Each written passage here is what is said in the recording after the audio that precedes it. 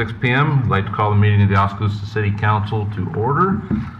We will start with the invocation by Pastor Steve Howe from the Lifehouse Church. Mr. Howe.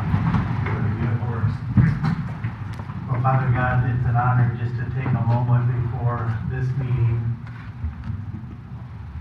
to thank you for just so many blessings. Each one of them we don't deserve. We thank you for allowing us to live in this great nation and to live in the state of Iowa. We thank you for living in this community. What a blessing it is to us. Thank you for allowing us through this COVID this last year and a half. And we just pray that for those areas that are still stricken, that you will protect and encourage those who are still struggling. But it's an honor to be able to meet here together today in person to person. We just thank you for the many blessings. Thank you for the cross above all and what you've done for us. And Father, we also just want to seek out your wisdom. For mere human beings, we're finite. And so it's an honor to bow before an infinite God who created us, who loves us deeply, and to seek your wisdom. I thank you for these men and women who have given their lives and years to serve this community. And Lord, would you give them unity tonight? Encourage them. We know, Father, in every aspect of leadership, there's discouragement. And I just pray that you would encourage those here who have been so faithful. And may you bless them and give them your wisdom tonight. And so we're so grateful for the honor to submit to you in your authority. And so I pray your blessing on this meeting. It's in your name we pray. Amen. Thank you. Thanks, Pastor. Join me in the Pledge of Allegiance, please. I pledge allegiance to the flag of the United States of America and to the republic for which it stands, one nation under God, indivisible, with liberty and justice for all.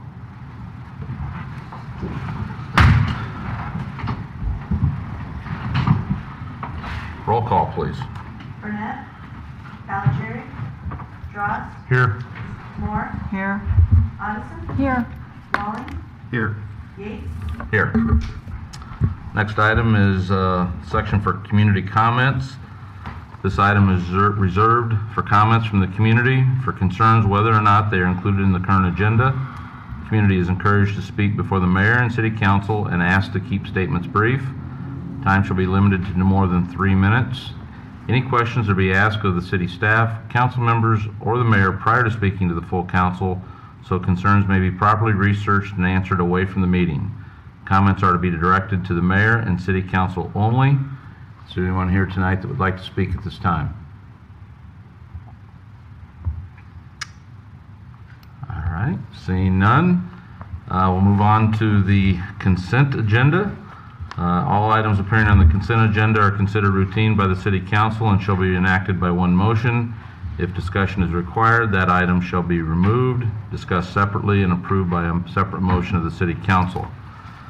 I do have a couple of items just to point out before we ask for a motion. One is item G, which is appointing 3 representatives to the Public Library Board of Trustees. They are Lindsay Thomas, Minnie Richardson, and Sarah Kinsler.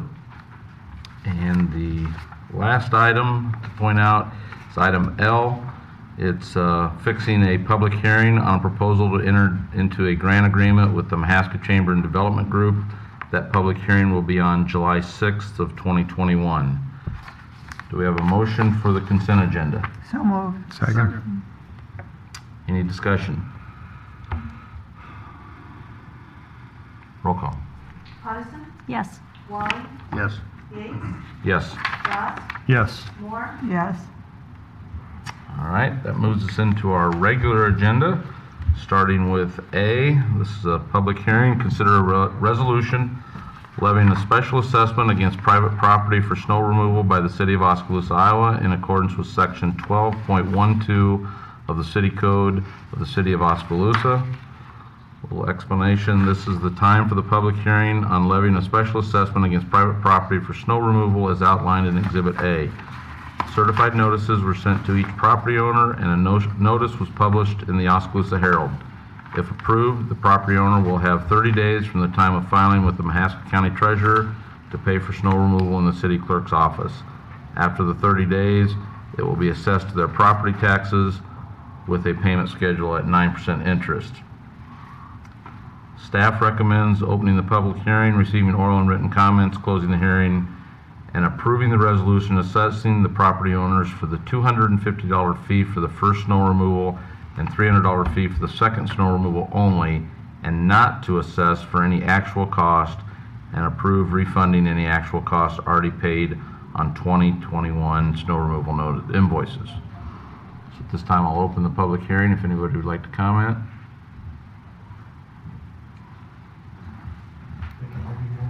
All right. Name and address, I believe. Campbell, 818 High Avenue East, speaking on behalf of 811 A Avenue West. Had some discussions with city staff, with Mr. Hook, the code enforcement official, and also with the fire chief on this one. So received, this one was actually invoiced to the wrong lot initially. The first invoice was sent in on 807 Avenue West, which is where my office is located. That invoice made its way to Ankeny, to my current landlord. That made its way back to me, in which at that time I submitted a letter to the code enforcement official letting him know on the day that the snow was removed from 811 Avenue West. That was the Monday following the snow emergency for the weekend. I had a contractor on site that day. I submitted copies of the invoices that I had for the contractor who was moving snow piles. Thanks to DOT on that one, the snow that had accumulated on 811 was more than what my meager personal snow removal equipment would remove, and so I had a contractor there on the 11th of February to do that work. At that time, we received a phone call from Mr. Hook saying that there had been a complaint filed. At that time, we initiated, or at least indicated that we would have it taken care of. I had a contractor on site that day. Essentially within the hour, we had the city contractor come and do that while I still had equipment, and he was on site to do that work. So was a little surprised to get the invoice whenever they came in. I contacted Dustin the week after that. I said, hey, that following weekend, I asked my contractor at church, hey, did you get the sidewalk? He said, no, by the time we made it back from hauling the snow, it was already cleared off. At that time, I contacted Dustin. I said, hey, did the contractor get it? At that point, the response I received was he wasn't sure who had cleaned it off. And it wasn't until a couple months later that we had received the invoice for the snow removal. So it was not my intent to forego the snow removal from 811. We were there and certainly were working on it that day. Again, we were moving snow piles. I have an invoice from my contractor for better part of a morning on a skid steer. The invoice there was only $150 as opposed to the $250 that was assessed as part of the snow removal. So I guess my comments and my communications with city staff since then, the communication that was there, I do appreciate Mr. Hook for reaching out and letting us know there was a complaint, and we were taking care of it. But I think the communication between the code enforcement official and whoever was doing the work at that point, again, we were there, we were actively working to try and do that. Whether that was indicated to him, I think the things that had already been set in motion as far as somebody already going out there to clean it up. So again, it wasn't my intent to leave that as a burden to the city. We were certainly working for it at that time. Okay, thank you. Any questions from Mr. Campbell? Well, just make sure I got it. You mentioned another address. What was the other address? So the original address that was invoiced was my office, which is 807. The lot that was cleared was 811, which would be the lot to the west Okay. of my current office. And the city did clean it, part of it. You were cleaning it and we cleaned it all the same day. Is that what you're saying? Yeah, so I had a contractor on site cleaning my parking lot and moving snow piles, and the sidewalk was part of his scope of work to get done for that day. So in the midst of him cleaning the snow piles, that's when the city contractor showed up and did the sidewalk, basically in the midst of my Okay. contract. And this was in February. When did we invoice you? So the initial invoice that was presented to Mary Elaine Barnard would have been... Because she owns that property. She still owns the property, and again, that was invoiced incorrectly because it had the wrong address on it. So that one would have been invoiced March 25th. Thank you. And by the time it made it to her and back to me and yeah, to that, then my actual invoice for that lot was not done until April 19th. Okay, thank you. Any other questions? Because I have one, but I'm going to give everybody else a chance. You said you were there cleaning it and you were made aware that there was a complaint on the property. Who did you talk with again, or? So Mr. Hook contacted my Okay. office. He talked with one of my assistants there in the office. Caitlin basically acknowledged, said, okay, we'll get it taken care of at that point. And literally, it was on a Tuesday, so I was gone to Rotary. So sometime between 12 o'clock and 1 o'clock while I was gone, and then the city contractor was there basically within a matter of minutes after Mr. Hook had contacted us to let us know there was a complaint on the lot. Okay. So it wasn't much of a notice, and again, we were working toward that. And is that typical in our procedure to notify and then remove the same day, or I guess either chief or? Dustin, I think, was going above and beyond in this case to notify the business that we did receive a complaint. So in that case, it may not have been exact procedure for every case, but he's trying to deliver some good customer service by doing so. I think what ended up happening after hearing all the details is that potentially Mr. Campbell's crew had removed some snow. They were off-site when the city crew came in and cleaned the next piece of the sidewalk, the vacant lot. I guess where I was going, would we typically, if the person told us they were doing it, would we have just told the city contractor or whatever, don't go to that one because that's being handled? It's been, because it is the different department, the Public Works Department, we just notify them we've received this complaint, and then they just handle it as far as that goes. So, because this year, I believe this year is the first year in some time where City Public Works has been clearing the snow, not a third-party contract like we do for mowing. correct. We used a third-party contractor for a very short time in the beginning of the season. Then we switched over to Public Works to make it a little bit more, quite frankly, cost-friendly. Mm-hmm. And so, yes. And so when Dustin made the call to Mr. Campbell's office to notify him of the complaint and that the snow contractor would be coming, at the same time, or very shortly therefore, around that time, a call was made to Public Works to say, here's this complaint, and it's up to them to schedule when they're gonna go and handle that. So none of the other 7 property owners that are on this billing assessment received that same phone call? None of them. They did not. No.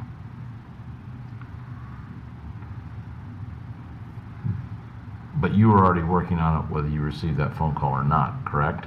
Or were you going to clear 811, or is that part of what your contract was supposed to do? Yeah, that's correct. Again, the amount of snow that we had received so far this winter, where my parking lot was at, my contractor was in the process of hauling off what we had on site, moving it off the adjacent empty lot, and that was part of his instruction of the day was to clear the sidewalk while he was there. When he returned, that's when I talked to him later on that week, and he said, no, I came back and it had already been cleared. Okay. So how would you like for us to handle this? What is your request tonight? So I guess, I feel like, I was paying a contractor to do that work with notice. We were, in the process of doing that. It would be kind of like, if you had your lawnmower out in front of your house and I went over and mowed your yard real quick and then sent you a bill for it. And I think the communication, at least in the work process with what's being there, I'm occupied in that space. We were notified. We were in the process of handling it. It was beyond what I was able to physically handle over the weekend with the amount that DOT had piled on. That's an area of A Avenue that still receives a fair amount of the street pushover onto the sidewalk because of the location of the sidewalk to A Avenue. I guess as far as the communication goes, some sort of notice. I know when it comes to the lawn mowing and the the weed ordinance and things like that, there is a system of notifications and things like that before actual action is done. I get reading through the ordinance, it does, to me, it's very vague in the stipulation of the public safety that it is determined to say, okay, we need to go ahead and do this automatically or right away just based off of public safety. Again, if it was a vacant lot and I lived out of town and I wasn't actively engaging in a business within your feet of this, I think that's a different scenario. Again, we were there, we responded to the complaints, that we would take care of it. And again, a little more than about a 20-minute notice is all we received, and then it was done. So at that point, I believe the snow was on Saturday, so this is Tuesday the following week. The other limitation we run into is just the number of contractors able to handle. I'm having a hard time just finding contractors to do our sidewalks and parking lots and things like that in general, as it was for this last wonderful Wonders Fair letters. And right now, the staff recommendation is to waive the invoice cost, but at this point, the recommendation is to leave the fines in place for all 8. Is that correct, Michael? Yes, that's the recommendation, because the work was performed. But again, understanding that you're going to receive input from the public input process, and you could choose to do something different. Right, but I just want to make sure so that whatever he was invoiced, the recommendation is to waive that. We can still consider the fine as well? Or code not allow that? So it gets a little difficult to explain this one, because certain items were treated as a fine, some of it was invoiced as a contractor fee, and then some of these used contractor and we used staff. So there's kind of a mixture of things happening here. The recommendation is just to proceed with the fine portion and then waive any either staff performed work costs or contractor costs, because ideally they would all balance out at some point through that process. The council has in the past waived or reduced, the fees, the fine, and then applied the contractor fee. But because things were not applied equally, because the ones that, so I'll explain it this way. There were, 4 that got invoiced with a fine and a contractor fee, and the contractor fee was pretty significant. Then the balance of them were invoiced with the fine and no labor fee from Public Works when there should have been. So now everybody's being treated a little bit differently on how they were invoiced. So that's why the recommendation from my side was just assign the fine to all of them and do whatever you want to do through the public input process. If you hear compelling reasons, do what you want to do. But at least then they're all being treated the same. Okay. Any other comments during the public hearing portion? What is the actual notice? I mean, Wendell brought it up with the lawn mowing. I think it's 72 hours? What is it with snow? We've talked about this numerous times. Code doesn't require any notice. It's 24 hours after snowfall. So there's no additional notice required. The Public Works Director or his designee can have the snow removed after that time. Historically, the fire department has always waited until after our streets are cleared, our sidewalks are cleared, and then they go on complaints that they receive and then ask to have them removed by the contractor after that. We don't do a ton of these removals per year, but it is way after the 24 hours. So this was snows on Saturday and this happened on Tuesday, right? Is that what I'm Yeah, I hearing? believe Monday or Tuesday, whenever this was. I believe whatever Wendell says. You guys have the file, Chief. I don't know what. I don't have it with me personally right now. The code enforcement letter that I received, it cites the emergency abate procedure, and it has no time period stipulated. It just says when the enforcement officer determines that a nuisance exists and the nuisance constitutes an imminent, clear, and compelling danger to health, safety, or welfare of persons or property, or if a notice to abate has been served upon. So it's pretty ambiguous in exactly when they can. But that's. Let it in question. That's the emergency abatement section. That's not the snow removal section of the code. Yeah, and I'm just reading what was cited on the code enforcement letter I received that included the contractor fee of the cost. Any other comments? No, that's all I have. All right, well, thank you. Thanks, Wendell. That'll close the public hearing. Do I have a motion from council on this item? I'm still struggling here. So we're thinking, well, charging the $250 for the snow removal, but not charging the $32 for interest because of the length of time it took for him to get the letter because it was sent to the wrong address. Is that what we're thinking? Or is that what we're gonna propose? This is just a public hearing, so. Well, we We're closed the charging public the hearing. fine, we're charging the fine, not the actual, not the fine plus the actual cost of removal. Yeah. So not the interest, but if a contractor removed it and charged $100, we're not gonna charge. The staff recommendation, that's the motion we can make as a council can be different than that, but the staff recommendation was to just charge the fine only, not any of the actual costs in that column.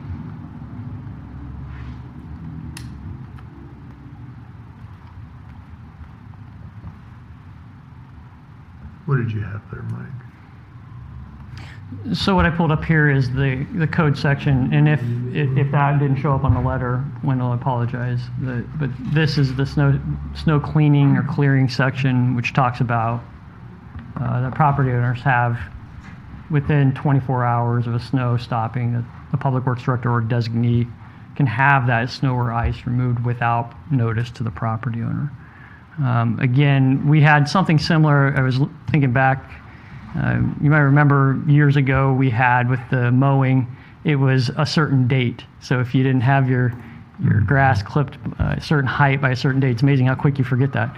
But I had forgotten that was the process. And so we weren't providing any additional notice other than an advertisement on KBOE or the paper. We used to post things online. And running into some issues with property owners, the council had asked and made some changes to the ordinance, which required the notice first and then removal 3 days later. When we last talked about snow removal, which I think was a year or two ago, we had another issue about notice.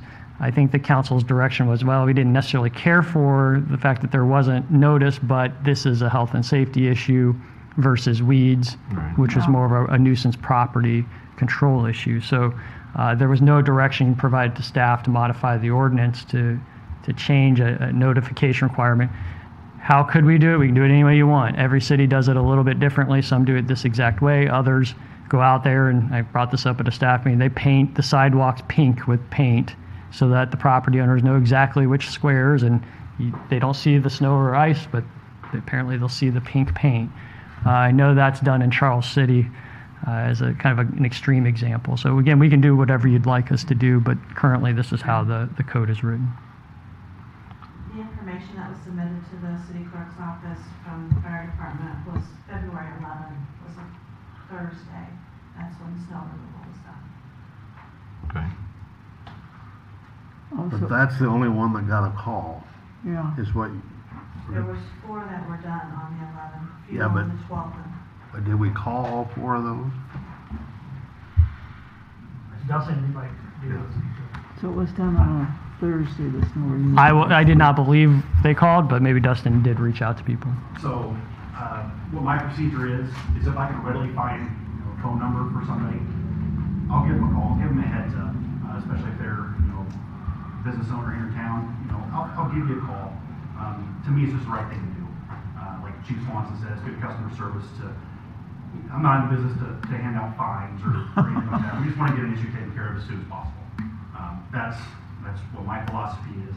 And if I can get that done in an hour versus the next day by giving somebody a call, just reminding them, hey, let's get this taken care of, then great. So yeah, I have the resources or the time to look for everybody's phone number? No, not for snow removals, which we can have multiple snow removals at any given time. So yeah, to answer your question, no, I don't reach out to everybody. But if I can barely find a phone number by quick Google search or whatever, then yes, I'll do that. And I understand that because of the phone situation, no phone books, but what I'm stumbling over is Wendell said he'd take care of it, and he would have. Right. Yeah. But that's the only one in this list that has this story, is what I'm hearing. And what my procedure was, I remember this very vividly. I received a complaint. Right after I got off the phone with the complainant, I called Wendell's office. I got his secretary, I said, hey, I received this complaint, can we please get this taken care of? She says, yes, I'll go get that taken care of.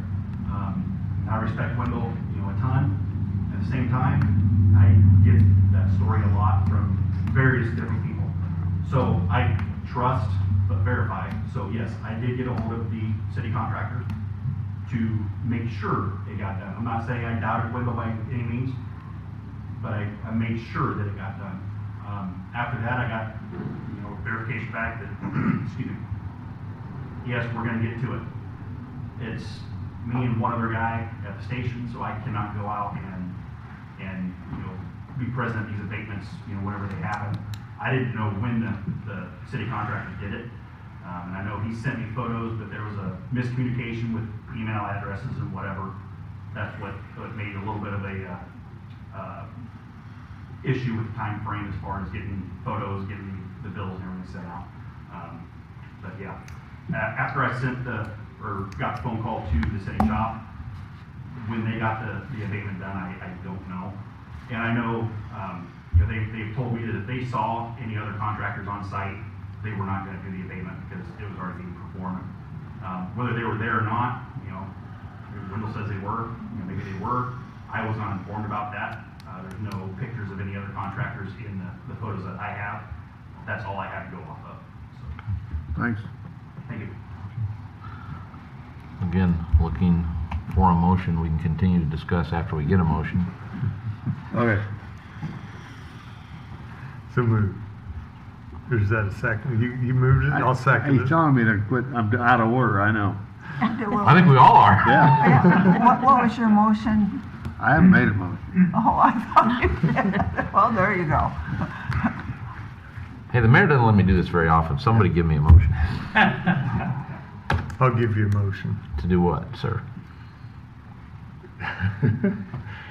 To approve the fines, approve the assessments, As recommended by staff in the as write-up? recommended by staff. I'll second Without this the actual contractor Mhm. costs. I'll second this motion.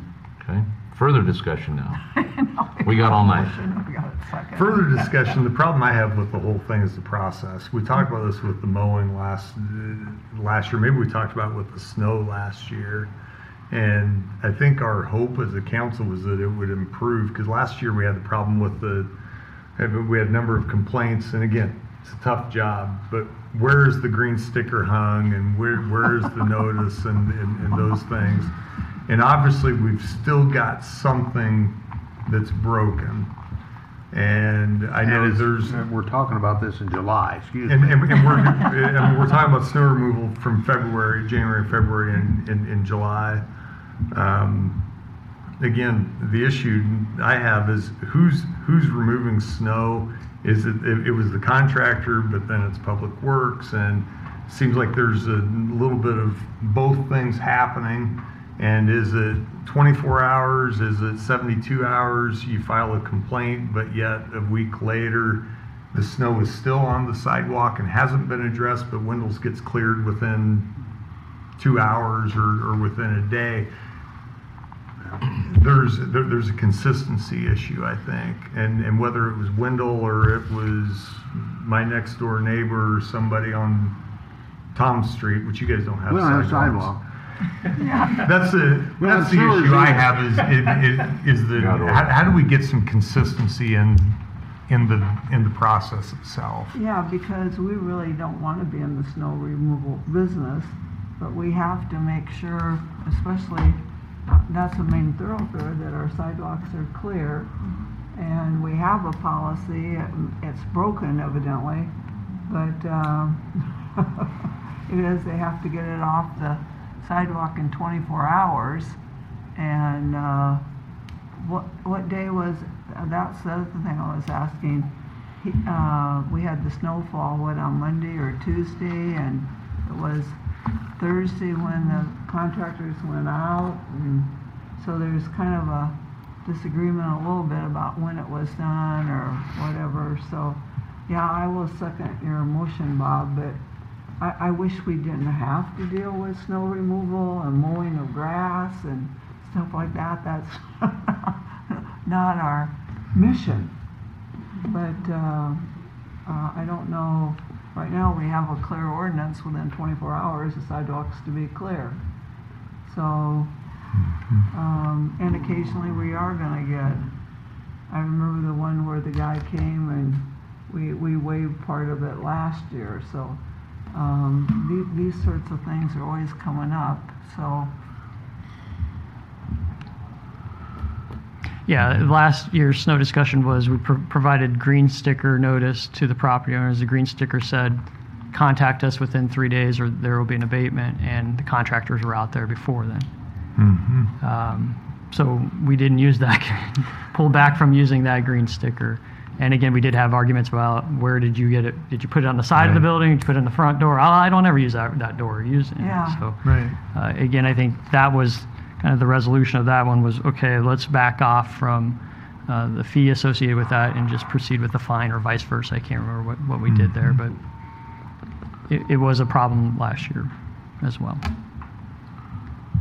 Well, it seems like we have two issues. We have this specific issue to deal with, and then we have a continued look at the process maybe of what we could look at. Maybe we can have a committee of Caligari, Burnett, and the mayor, since they're not here. They can look at the process. For not being here. Yeah, since we have to You do can designate this. committees as the current, as vice mayor. But we, Could I interject something? I know the public hearing's closed, but can I interject something? Sure. In the discussion, is that I want to hear what you have to say. allowed? Mr. Dixon, can we do that? Well, I think it's certainly within your discretion if you choose to do so. Certainly. Let's hear you. So looking at the public notices that were posted, this is coming from the City of Oskaloosa's Facebook page. There was a post on February 11th, basically updating that the snow emergency alert for Oskaloosa had been canceled for that Friday, February the 12th. On that one, and then this shows that the declaring was done February 6th and 7th, maybe. So there was a snow emergency declared before that as well. I guess I would interject that just the communication part of the ordinance or how it's administered would be big. I mean, we're in small town Iowa.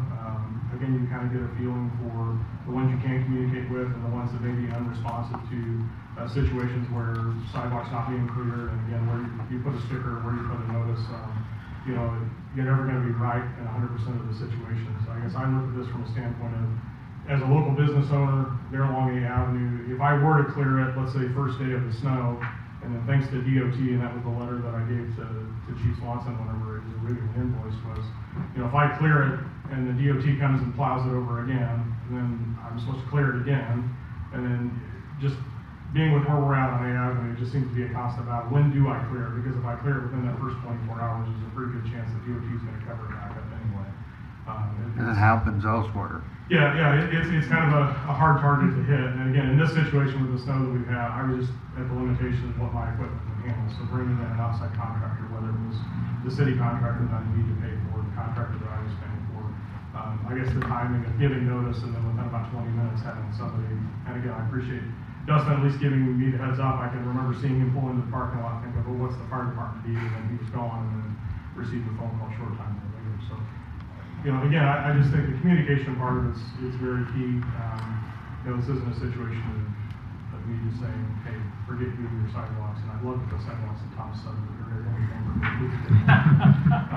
But, you know, the understanding of where we're at in certain circumstances, sometimes the ordinance doesn't necessarily fit 100% of the time. So I guess that's where you as the role of council have the ability to do so. Thank you. And on a serious note, I do think we do need to continue to look at the process, but Yes. with that in mind, we have a motion and a second. Let's have a roll call on this item tonight. Walling, Yes. Yates, Yes. Drost, Yes. Moore, Yes. Odison. Yes. All right, takes us to item B. I believe this is another public hearing. It's to consider a resolution levying a special assessment for a nuisance abatement at 1011 South 8th Street in accordance with Oskaloosa Municipal Code 8.08.080. This is the time for the public hearing on levying a special assessment against private property for abatement as outlined in the attachments. Certified notices were sent to the property owner, and a notice will be published in the Oskaloosa Herald. If approved, the property owner will have 30 days from the time of the filing with the Mahaska County Treasurer to pay for abatement in the city clerk's office. After the 30 days, it will be assessed to their property tax with a payment schedule at 9% interest. There's a timeline of events there for the abatement. I won't read that, we've all seen it. But at this time, I will open the public hearing for any comments from the public. Seeing none, we'll close the public hearing. Do we have a motion on this item? So moved. Second. Any discussion?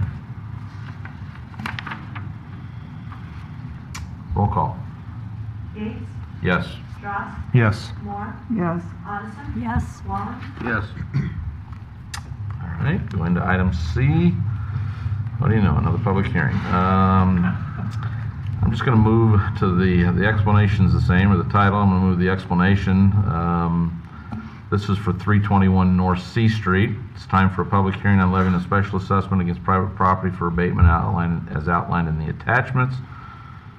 Certified notices were sent to the property owner, and notice will be published in the Oskaloosa Herald. If approved, the property owner will have 30 days from the time of filing with the Mahaska County Treasurer to pay for abatement in the city clerk's office. After that 30 days, it will be assessed to their property taxes, a payment schedule at 9% interest. Again, we have a timeline there of the abatement. I'll open the public hearing for any comments. Seeing none, close the public hearing. Do we have a motion on this item? So moved. Second. Comment or discussion amongst the council? Roll call. Strauss, Yes. Moore, Yes. Addison, Yes. Walling, Yes. Gates, Yes. This is another nuisance abatement item for 201 3rd Avenue East. Public hearing. I'm not going to read it again. It's the same language about the 30 days and the 9%. This one was March 12th and March 19th was the timeline. I will open a public hearing for this address if anybody would care to speak. I'll close the public hearing. Do we have a motion on this item? So moved. Second. Any discussion from the council? Roll call. Moore, Yes. Addison, Yes. Walling, Yes. Gates, Yes. Strauss, Yes. All right. Item E, consider a resolution on vacation and sale of the 60-foot by 16.5-foot section of the north-south alley adjacent to 109 4th Avenue West. Staff has received an alley vacate request from Penelope Lewis, owner of 109 4th Avenue West, for the north-south alley adjacent to their property. They would like to purchase the land because it is functioned as her driveway and gives access to their property. This subject alley is located between a residential R2 and residential R3 zoning district. City staff conducted a survey of property owners with direct access to the alley and utility companies. 2 property owners were surveyed for this request, of which 1 response was received, which did not oppose the vacation of the alley. The utility companies have indicated that they have infrastructure in this alley and will require a permanent easement. Planning and Zoning Commission reviewed this request at their meeting on June 8th, 2021, and recommended by a vote of 5-0, with 5 approving, to approve this alley vacate and sale. I guess we have to open a public hearing on this as well. Anybody care to speak at this time? Seeing none, we'll close the public hearing. Do we have a motion to approve the alley vacate request? So moved. Second. Any discussion? Questions? All right, roll call, please. Addison, Yes. Walling, Yes. Gates, Yes. Strauss, Yes. Moore, Yes. All right. The next item is to consider a resolution approving an agreement between the City of Oskaloosa, Iowa and the Stephen Memorial Animal Shelter, Incorporated. Stephen Memorial Animal Shelter was created through the generosity of the estate of Harold and Myrtle Stephen of New Sharon and has operated since July 1, 1992 through a 2080 agreement between the City of Oskaloosa, Mahaska County, and the Mahaska County Humane Society. Shelter Commission representatives held a meeting January 21 of 2021, attended by Council Member Addison and City Manager Schrock, at which discussion centered on dissolving the 2080 agreement and allowing the shelter to transition to a separate nonprofit entity, Stephen Memorial Animal Shelter Incorporated, while assuming the responsibilities and operations of the shelter. On February 1, 2021, the council supported a resolution directing the city commission representative to vote for the dissolution of the 2080 agreement effective July 1, 2021 at 12 a.m. An agreement with Stephen Memorial Animal Shelter Incorporated, an Iowa nonprofit, is now needed to provide animal care, shelter, and adoption services, including impoundments, on behalf of the city of Oskaloosa. The proposed agreement will remain in effect through June 30th, 2023, with automatic 2-year renewals unless one party terminates by a 90-day written notice. Do we have a motion on this item? So moved. Second. Any discussion or comments from Councilmember Otteson or Mr. Schrock? The summary explains it pretty well. I believe the county has already approved the red line version that was included in your packet. If the council approves as presented, we'll clean that up before the signature from the city side. Okay. All right. I think we have a motion second. Roll call. Walling, Yes. Yates, Yes. Dross, Yes. Moore, Yes. Odison. Yes. Okay, moving on to item G. To consider a resolution approving an amendment to the contract with Fox Engineering Associates Incorporated for the wastewater facility plan long-term improvement project. On November 17th, 2015, the Iowa Department of Natural Resources issued an amendment to the National Pollutant Discharge Elimination System permits. The City Council, at their meeting on February 16th of 2016, approved a contract with Fox Engineering Associates Incorporated, from now on I'll refer to them as Fox, to perform an evaluation of the existing wastewater treatment plants and to provide a wastewater facility plan to outline improvements and estimated costs needed to meet the DNR permit criteria. The City Council, at their meeting on February 20th, 2018, also approved another contract with Fox to perform a pre-design evaluation for the wastewater treatment facility's short-term improvements. The wastewater facility plan provided by Fox outlined a 10-year plan involving the construction of a new facility at the Southwest Wastewater Treatment Facility site. This contract with Fox, task order number 2070-21A, for an amount not to exceed $125,000, will include updates to the wastewater facility plan, value engineering assessments of various alternatives for construction, and an anti-degradation alternatives analysis. As a part of the updates to the wastewater facility plan, the inflow and infiltration improvements that the city has made will be evaluated. This work is necessary to work towards the construction of new wastewater treatment facilities, which the city is required by the DNR to complete by May 1st of 2027. Do we have a motion approving this resolution? So moved. Second. Any discussion? Feels like we're going to spend $35 million on assessments and studies before we get to the $35 million project. I think given the magnitude of what we're talking about, this type of work is important. It's pretty traditional to do it in this type of initial study work and then the preliminary design work. Given some of the information that we've learned in the process of having new directors and new staff on board, I think it's especially important to again verify the previous information that was collected, especially on the testing, because that information could lead to a reduced size for the treatment plant, which would reduce our costs for the overall project. And when you're talking about $40 million, that could be a swing of a few $1 million. Interesting discussions that we've been having is about leachate. The council approved a leachate agreement with the landfill, and something like that agreement could essentially reserve 5% of the plant's capacity. And so what does that cost? Well, it probably doesn't cost us anything necessarily right now because we have a little bit of capacity. But let's just say there was an industrial development that came in and we didn't have that capacity. That's when it starts to become important. And so we'll continue to have another discussion about leachate and that agreement in the near future.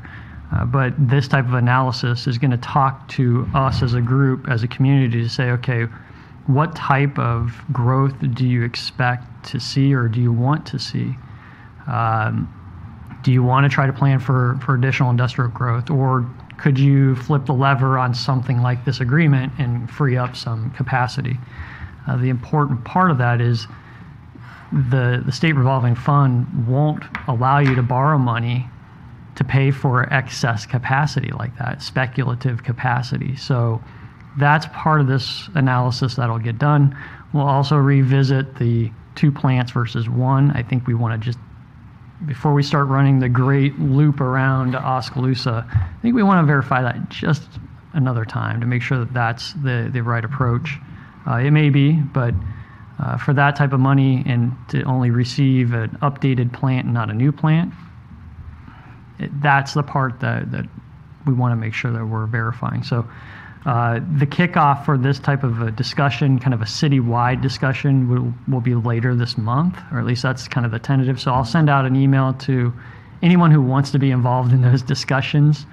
It would be nice if we had at least one council member just involved in that process to weigh in on kind of that philosophy and work with Fox Engineering and our team, which would be staff, and perhaps even someone from our chamber to help us kind of guide the philosophical discussions about what the plant should do for this community now and then potentially in the future. Kind of a little bit off topic, but if we bring a new facility, whatever that means, to be defined online in 2027, how long would infrastructure like that be expected to serve the community? Great question. I don't know offhand. I'm trying to think back what our projections showed, because initially when we talked about this new facility, we had built in some additional growth for Oskaloosa Foods. And so that was going to meet their future demand. I can't recall if that was 5, 10, 15 years.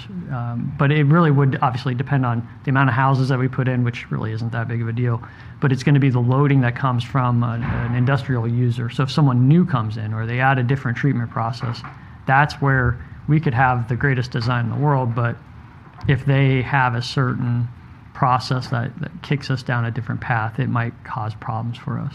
But if I heard you right, we can't get a revolving loan fund loan for any of that speculative. We can only get it for what we're designing for today. Right. Seems short-sighted on the financing end of it. But we also have cash that we've been accumulating, so we would be able to kind of balance that. I agree with you, but then where does that stop? Are they going to? I agree. Yeah. Are they going to? You can build whatever you want is kind of their view, but you really only need to be building to your current needs according to the state revolving fund. But that was kind of, I mean, Yeah. you got to figure something like that's a 30 to 50 year service for the community. You got to build for some level of growth, I would think. Right. Whether we finance it or whether we pay for it or you get a loan for it, but you can't just build around today. Right. So one of the things that we're going to have conversations about is, and I know other communities are asking for either waivers or delays on the award of the compliance schedule, because there aren't a lot of contractors bidding on these projects right now. They're just busy on everything. And then with the stimulus funds, there are going to be even fewer contractors to do this work. So our engineering firm had been working on this. They had a bid out, and there was only going to be one interested firm. And once they found out they might be the only one, they were really interested. Well, the engineering firm the city and the engineering firm pulled that bid and said, never mind. And went back to the DNR and said, well, we're going to rebid this. So those are the types of conversations that I'm hoping that we can continue to have with the DNR. That's kind of our second meeting, and see if we can perhaps push this off, which I think would be great. It gives us a little more time to absorb the impact and see what happens, and maybe allow the construction market to level out a little bit. All right, thank you. Any other comments from the council? Well, just back to what we were talking about just a few minutes ago. You're talking about growth, and we've all lived through this now. Historically, sewage plants get outdated for two reasons. The EPA keeps changing, and then capacity. And the capacity, I mean, that somebody here probably knows more than I do, but that's why Oskaloosa Foods has part of a sewage plant, because that's the alternative for a company comes to town. They can put that in their project. But if they can find a town that they don't have to do that, then they don't look so advantageous. but I don't care if we don't do meat packing. All right, write that down. Yeah. Other comments? I think that just tagging on to what Mike said, I think it is an important discussion though, as we talk about the Southeast Connector and the certified site that's associated with that project and what development that may bring. We need to, I mean, again, I don't take my comment as that I think this is a waste of money, because it isn't. I mean, I see the value, but it does feel like we'd approve a contract to Fox Engineering every other council meeting. But I think it is something very important to be considering. Roll call. Yates, Yes. Dross, Yes. Moore, Yes. Odison. Yes. Wally, Yes. All right. Now we're moving to item H. It's to consider a resolution approving amendment number 3 to the agreement with SVPA Architects. On April 15th, 2019, the City Council approved resolution number 19-04-60, entering into a professional services agreement with SVPA Architects for the purpose of designing the Early Childhood Education and Recreation Center project. The project at that time was estimated to include a 60,000 square foot building with a construction budget of a little over $16 million. SVPA's design fee was based on 6.79% of the construction cost, totaling $1.11 million. On September 16th, 2019, the City Council approved resolution number 19-07-125, approving the project schematic design documents. The project experienced an increase in scope, changing the building footprint from 60,000 square feet to 88,250,000 square feet, with a total construction cost of $26,659,250.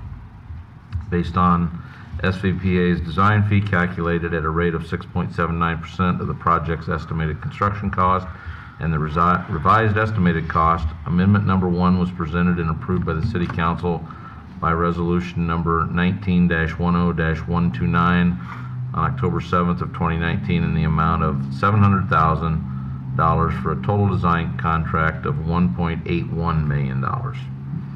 As the project moved from design to construction, the project team confirmed that public improvements for the new street on the north side of the facility would be included in the project and required additional services, specifically construction observation and as-built drawings to be performed by Garden & Associates. The additional services were not included in the scope of the original design contract with SVPA or amendment number 1 to the contract. As a result, amendment number 2 was presented and approved by the City Council by resolution number 19-12-171, December 16, 2019, in the amount of $15,000 for a total design contract of $1,825,000. As the project continues, there are certain mechanical and electrical systems that need to be commissioned to meet the current state of Iowa energy codes. In addition, best practice commissioning options beyond the code minimum are recommended. These services will be performed by IMEG and include non-code required systems, increased test sampling of repetitive equipment, pre-functional checklists, seasonal verification of central equipment to conform to proper operation during both heating and cooling systems, and warranty phase of services. Approval of these additional services in the amount of $66,300 would bring the total design contract to $1,891,300. Do we have a motion to approve amendment number 3 to the SVPA Architects contract? So moved. Second. Motion and second. Do we have discussion? This was an expense that we had expected would be coming, right? It yes. seems like we talked about this early on. This is within the soft cost, within the budget that was put together with GROW and SVPA and the Y and the city. Yes, it was anticipated. Now GROW estimated that it would be about $15,000. But as we work through those estimates, there's been kind of up and down on a number of items. They are overall kind of balancing out. But yes, this was anticipated. Okay. Other comments? Seeing none, roll call. Dross, Yes. Moore, Yes. Odison, Yes. Wally, Yes. Yates, Yes. All right. Item I, it's consider approval of pay application number 13 in the amount of $1,310,880.12 to Graphite Construction Group for the Early Childhood Education and Recreation Center. Staff has received pay application number 13 for the Early Childhood Education and Recreation Center from Graphite Construction Group. This pay request and the amount I already stated is primarily associated with concrete, framing, thermal and moisture, finishes, mechanical and electrical. You can see the breakdown there for the different pay requests. Do we have a motion to approve this pay request? So moved. Second. Thank you. Any discussion? Got a lot of pictures in our packet. One question, comment, as I read through the notes, it seems like every month there's a new area of mold found due to the moisture that's gotten into the building. I mean, Mike, in your discussions, or Tom, your discussions, experience, do we have any concerns with that long term? I mean, it sounds like they're remediating them and the things are being addressed, but again, the routine nature of those items showing up on these reports scares me a little bit. Well, Michael and I've talked, and it's good they at least got on top of it when it happened, and it seemed like, from what we've been told, they did react. But I think we're planning on having some testing down the road, and I'm not a total mold advocate, but in today's world, all you have to do is mention that little word, Yes. and people go berserk. So, I'm afraid we're just stuck with it. You could blame it on building a project through the winter, but a lot of projects go through the winter. Right. It just, I'm gonna say it's too bad. And, we haven't had the best of luck with contractors on this. They've had a lot of hiccups, and I'm not very impressed with that, but we're way past that now. So, I mean, Is there any, let's say we get 18 months down the road and we do have a mold problem, is there recourse? Oh, yeah, we would, yes, contractors? yes. Okay. And that's some of the conversations. We've been involved from the design team, the city staff, Mike Flav from the building official side. I mean, we've all been keeping eyes on this. I would say it's unfortunate the level of involvement we probably had to have as a city, pointing out some things and asking for but work to be if they done. hadn't, things would have got missed, I guarantee it. It's kind of, as Councilman Walling has said, it's kind of a recurring issue of site observation. We have a good design team, and I think we actually have a great design team, and they have all their subs. You would expect the GC to stay on their subcontractors without us having to, through owner site visits and inspections, to catch things like mold on the drywall. Right. Especially when leaks in the roof were observed and noted and months before. So you could see this was coming.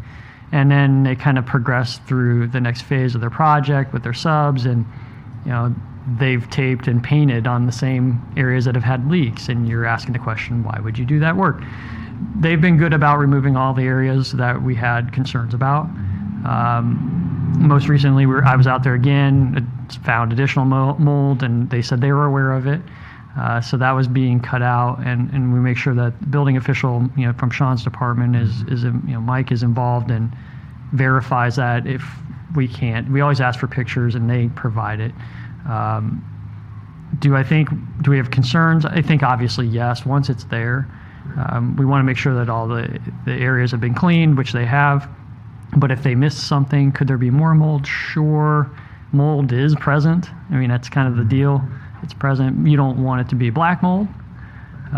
So we've talked about having air quality tests done upon completion just to see if there's a baseline level that is acceptable. And if there isn't, then we would continue to talk to the contractor about what that means for them and for us, more for them.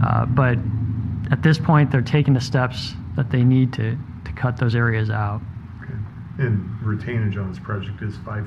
5%. Is that right? Yeah. So we've got $1.5 million. Project end will have about $1.5 million of retainage. We've already retained 911 to this point. Okay. Okay, thank you. Yeah. Did we do a motion? Yeah, I guess one question. Any schedule developments? Are we still holding schedule as last we've talked?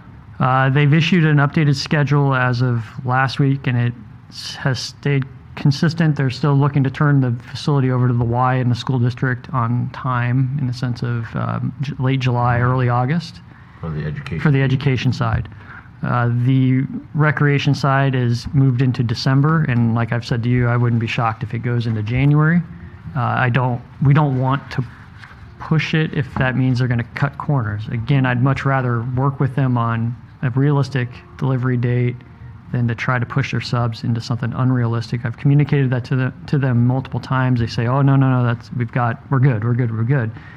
But the changeover in concrete subcontractors has made a difference in the sense of it's caused a hiccup in timing. So we're still working through that, see where they're at. They should have been pouring this week, or even last week and this week, on the pool. So we'll see. But I think they're good on the ECE side. The education piece is still on Education piece, time. that's still on time, which is, I think, the most important piece. The recreation side is kind of a bonus we can live with. It's not critical in that sense. So. And I'll go back to what we tried to tell them. They were behind because of the crane. That screwed up the roof contractor, and it screwed up the timeline, and they kept saying, no, it won't, but here we are. It most certainly did. And it's all recorded, Yeah. but Thank you. Roll call. Moore, Yes. Coniston, Yes. Walling, yes. Yates, Yes. Ross, Yes. All right, I think this is the last item on the regular agenda. Item J is to consider an ordinance amending Chapter 10.48 of the Oskaloosa Municipal Code for a parking restriction on 8th Avenue East between 7th Street and 11th Street. And this is the second reading. Staff has received a request for parking restriction on 8th Avenue East adjacent to South 7th Street. Staff has extended this parking study on 8th Avenue East between South 7th and South 11th to remain consistent with the rest of this corridor. The pavement width is 31 feet wide, back of curb to back of curb, on 8th Avenue East in this segment. The pavement width and the lack of parking restriction can impede the movement of emergency vehicles and also make it difficult for passenger cars to navigate when vehicles are parked on both sides of the road throughout this corridor. This difficulty is especially prevalent at the intersection of 8th Avenue East with South 7th Street. As part of this study, staff also researched the crash history for the subject corridor and found that there were a total of 7 reported crashes in the last 10 years, all of which resulted in property damage only with no reported injuries. A survey was sent out to all property owners and residents in this study area, 16 of whom responded. Of the 17 responded. All right. That's that late entry I mentioned in the last meeting. Correct. All right, thank you, sir. Of the 17 responded, 7 were in favor of a parking restriction on one side of the road, and 10 were opposed to any form of parking restriction. Of the 7 responses in favor of parking restrictions, 3 favored restriction on the north side, 3 favored restriction on the south side, and 1 indicated no preference. Staff also consulted the street, police, and fire departments, all of whom indicated that a parking restriction on the north side of the road would be appropriate for the area. Staff recommends a parking restriction on the north side of 8th Avenue between South 7th and South 11th. It will improve visibility and help with the emergency vehicle navigation. This is our second reading. Do we have a motion? So moved. Second. All right, discussion. Well, I think it's very telling that the police department, fire department, and street department all think it's a good idea, but I went over there twice. The first time I turned in, I had to back out because the car was coming and parking on both sides. Next time, I had to pull over to one side so that a car coming toward me could get between the cars. So I experienced it on the 2 occasions I went over there. Okay. Other comments? I go back to the discussion we had at the last meeting that it's a 31-foot wide street, which is the wider of the common streets in Oskaloosa. 8th Avenue is similar, I believe, unless the traffic study's been done, similar in volume to the 5th Avenue that we talked about on the north side of the post office. And I went back and looked, Tom, it was November 4th of 2019. Okay.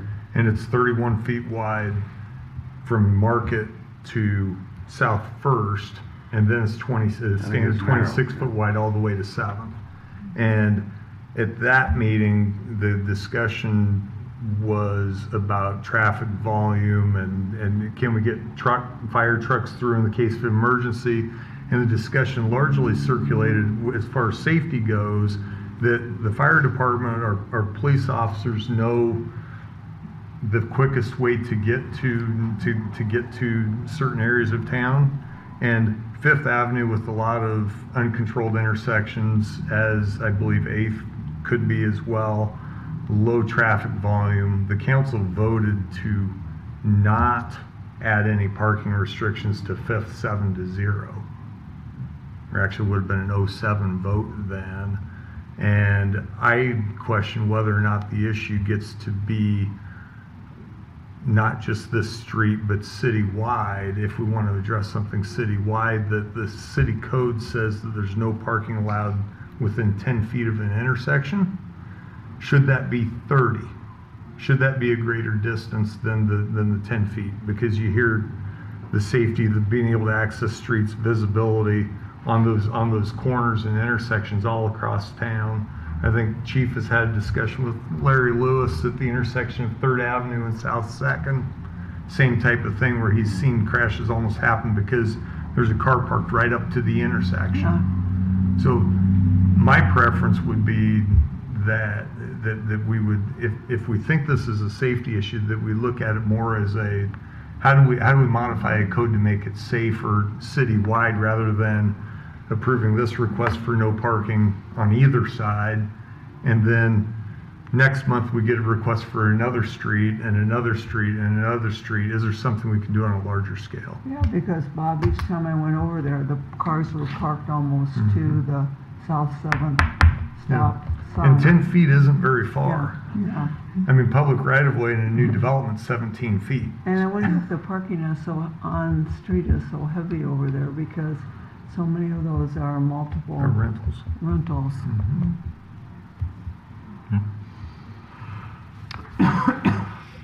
Good commentary. We have a motion and a second on this particular item. Roll call. Coniston, Yes. Wally, No. Yates, Yes. Truss, No. Moore, Yes. Carries 3-2 for a third reading. One comment, did we receive any other comments from our first meeting to this meeting? No, sir. Okay. Hopefully we have an opportunity one more time for people to respond. All right, that brings us to the end of our regular agenda. I think next we move on to any items from city staff. Start with the city manager. Mayor and council, there are 2 items for follow-up. One is the animal waste in the city square. Sean and Chief Bakey put together a memo addressing kind of the concerns that were raised and perhaps a staff recommendation going forward, which would be, there are some options. We could not allow animals within the city square. Have fun with that one. Or we could look at other measures such as security cameras, which would have a dual purpose. Perhaps we could even get a grant for the installation of and acquisition of such equipment. So do we really want somebody sitting there watching a screen? No. But it at least gives us maybe another deterrent and or a resource for our staff if we continue to have habitual violators that bring their animals up to the square and we have problems. So that memo is in the packet for your review, and we can certainly continue discussions either now or in the future if somebody wants to see an agenda item. But I'd like to at least try to pursue the cameras if we can get the grant funding for that. Would you envision something, Michael, where it just recorded for a period of, it'd be there for 2 weeks if anybody complained or we had to look at, and then it would just kind of automatically erase? I'm going to look at the chief. I don't remember what we do. That sounds reasonable. That is what we currently have with some street cameras, intersection cameras, and it just rotates through, but it's available for an amount of time in case we need it. Okay. Chief, did you get any more information on what we talked about the courthouse cameras? I am working on that. It has been referred to the sheriff directly, so Okay. not IT as we were talking about. We just asked him to look into that because I was appalled that he's being told he can't use them. So we're trying to figure out, I don't know what view you get, but they're there and they've been there for a long time, you know? Did look at the square? Yeah, Oh, okay. so we'll probably figure that out one way or the other, but, and it is that type of thing. You can go in and look at it on your computer and you don't have to watch it, but I think they loop it but I might be wrong. All right, you said you had a second item? Second item is just a general discussion about the use of Zoom in council meetings. Right now, we're obviously in person, but we still have a membership or subscription for Zoom. Do you as a council have a strong opinion one way or another of allowing members of the public? Should we do it both ways? So should we allow the public and visitors and presenters, maybe from Des Moines, to utilize that as well? Or do you just want to say, we're in person, you need to meet in person? Just looking for some reactions to that. And if we don't, I mean, if you need more time to think about it, that's perfectly fine as well. I personally like the in-person meetings. It just feels like we can ask questions better, but I'm just one voice. So. What's it cost? You said we have a subscription.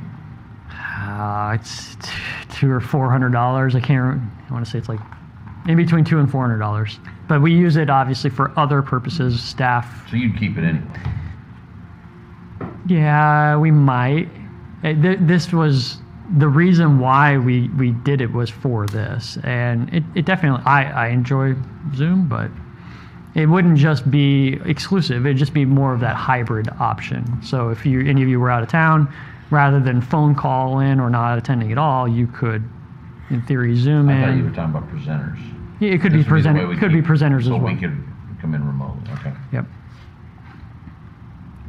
I don't have any objection to it. And I guess the other thought was, what about the public? How do you feel about the public being able to participate in our city council meetings that way? Nobody really did. So my opinion. More than show up when we're in person, probably, but. I don't know. I don't remember very many not people. Many. At Zoom it? Just that first meeting. Just that first airport one. Well, it would certainly make us transparent totally if the public had the option to Zoom, because anyone who can attend or blah, blah, we can say, well, you could have Zoomed it. Because I don't know you guys, I get all my complaints after the fact. You know, well, where were you when we were discussing this 3 or 4 months? So we could say then, well, you could have Zoomed it if you couldn't attend. But I'm like Doug, I like being in person. But if it's someone from Des Moines or something and, you know, you feel like it would be beneficial for them to Zoom, that's different too. What's your feeling on it, Mike? It's more of a policy issue than it is my preference. I think from a technology standpoint, rather than paying somebody to drive down to Oskaloosa and we get billed by the hour, I like them either calling in or by Zoom. But again, that will vary on the topic. If it's litigation, maybe you want an attorney here. A lot of times I think they could do that by Zoom. So I think it really does depend. Now, again, as far as public participation, I like the concept of being as open and transparent, and then the reality of it is, you know, we very, very rarely get any participation either way. So is it really necessary? And we're still on camera, so it's yeah, not like we're not. Correct. Well, we could think about doing it another year, and at that time. Well, I think for $400 or whatever it costs, I mean, you make that and having one consultant come from Des Moines. Yeah. For a meeting. So to me, it's not the financial piece of it. It's I like what you said though, Mike, about if we're talking about outside people coming in, whether it be an attorney or a consultant, depending on what the topic is and what the conversation is, there might be those discussions where we need them to be here, and we can do that on a case-by-case basis. But if it's our friends at Fox Engineering who might need to give us a quick update on their contract, why not just dial in and save the trip from Des Moines or Cedar Rapids, wherever they're coming from? Public input, I'd much rather have somebody show up here, but there might be somebody who's not able to. It gives them the option. I was all for it because of obviously the pandemic, but I've watched at the rec center, Michael has gone out to the trailer for the meetings. We were doing it on, you know, and at least you're in their face and you know what's going on. I mean, you say you're doing it, Michael, but I mean, I wasn't too impressed with those Zoom meetings. It's better in person for those particular meetings, yeah. Sounds like something we should let the real mayor weigh in on when he gets back. And that sounds great too. So that's all I had. Don't forget that committee. That's right. Don't forget That's a permanent committee. That committee. Yeah. All right, is that it, Michael? That is it. Thank you. City Clerk, Amy? No, sir, thank you. Mr. Dixon? Nothing, thank you. All right, I guess City Council comments. Bob? No, sir. Thank you. Diane? Yes, actually, I do tonight. Great. A couple of little updates here. Wanted to make sure everyone's aware that Face of Mahaska County is installing a new mural in the alley north of the square. We had a competitive application process and brought this muralist to Oskaloosa from Chicago. And so far, he has experienced a big barbecue event and a tornado warning. The property is owned by Becky and Lyle Seifring, and they've been very gracious about the use of the wall there and prepared it very well for the art. Funding was provided by the George Daly Family Trust. So take a look at that. It's shaping up very nicely. Yeah.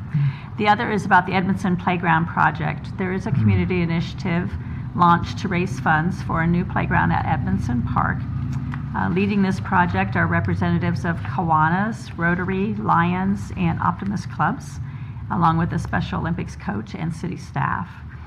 The wooden playground is 27 years old, so it is not in very good shape. The structure is deteriorating. There are some safety concerns, along with the fact that it has become host to some wasp families. And the wood chips really are not a desirable ground cover any longer. You know, the Americans with Disabilities Act passed in 1990, so this was built just shortly after that. We have learned an awful lot about making spaces more accessible in the last 30 years. So we want to increase the accessibility, especially for anyone that has mobility concerns. So a new playground has been designed for children 6 months in age to 12 years that will provide far greater accessibility and inclusion. It's been estimated through a community study that we have about 2,300 children in Oskaloosa in that age range and another 2,000 within the county. So we're talking a lot of children here. The cost for site prep, playground equipment, the installation, and a poured-in-place surface is $587,751. To date, we have cash and pledges totaling $225,989. So we've got a good start, but still a good ways to go to. Timeline is that the old equipment will be removed at the end of the season this fall when the park closes for the winter, and then site prep and installation beginning as soon as the weather will allow in the spring. And there will be an opportunity for community members to help some with the installation, and that will shave a little bit off the cost as well. So I'll just keep you updated as we move forward. Thanks. Yeah. Great, thank you. Scotty? No, thank you. Tom? No, sir. And all I will say is I sure be glad when the mayor's back next meeting, as I'm sure everybody else will be as well. Because we were so quarrelsome to deal with. Next, we have the opportunity to move into a closed session under Iowa Code Section 21.5.1.I. Is there something that needs to be read about that, Mr. Dixon? This one we don't, it's legal matters that you're supposed to do that in connection with. Technically, I think Mike needs to request it for employment matters. Okay. So we need a motion and a second, I think, to go into So moved. closed session. Second. Roll call. Walling, Yes. Yates, Yes. Strauss, Yes. Moore, Yes. Addison. Yes. All right. Thanks, everyone.